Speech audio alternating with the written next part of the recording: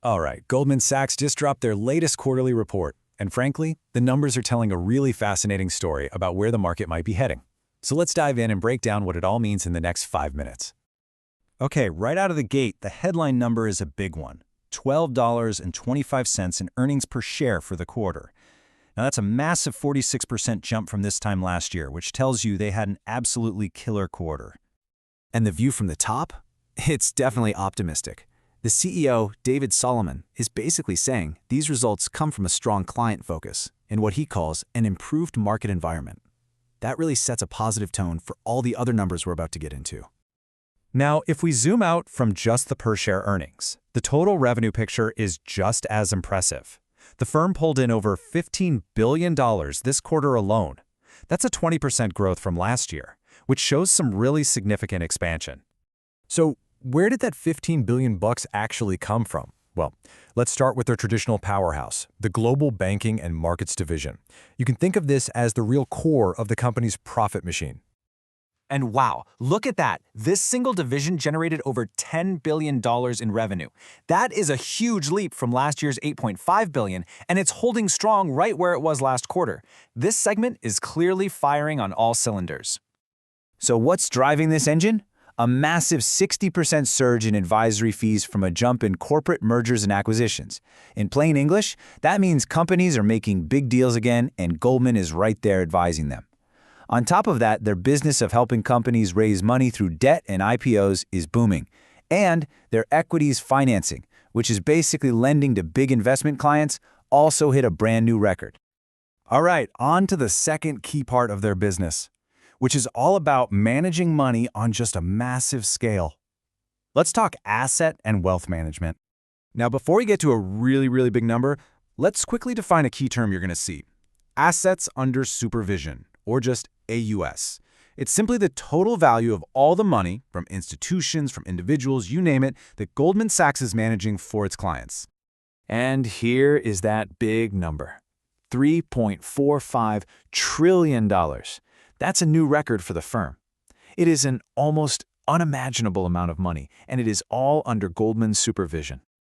And of course, managing that much money generates a whole lot of revenue. You can see revenue for this division is up significantly, hitting nearly $4.4 billion this quarter. I mean, that is just a steady, powerful climb.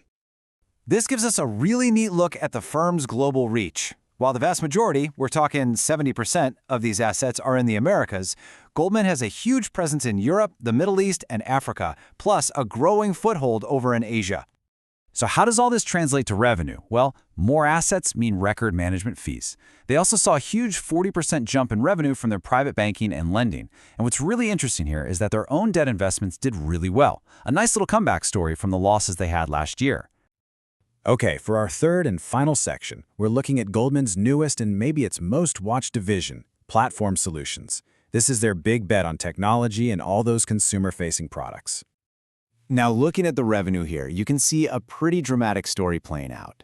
The year-over-year growth is massive, right? Jumping from $391 million all the way up to $670 million.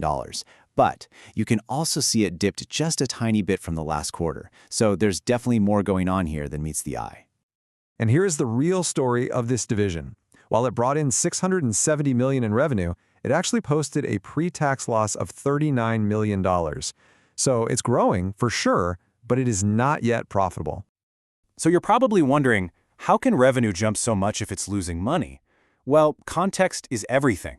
That 71% year-over-year increase looks so big, partly because last year's number included a major loss when they sold their GM credit card program. And on top of that, the division is still dealing with costs from what the industry calls charge-offs, which is basically just losses from customers who can't pay back their credit card debt. So after digging through all those numbers, let's zoom back out and put it all together. What are the key things to take away from Goldman's very busy quarter? It really boils down to three key things. First, this was a very strong quarter across the board. Revenue's up 20%. Second, this success was powered by their traditional core businesses. The old guard is performing exceptionally well. And third, their newer tech-focused division? Well, it's a work in progress. It's a long-term bet, but for now, it's growing fast without actually being profitable yet. And that leaves us with one final question to think about. The performance of a firm like Goldman Sachs is often seen as a bellwether for the whole economy.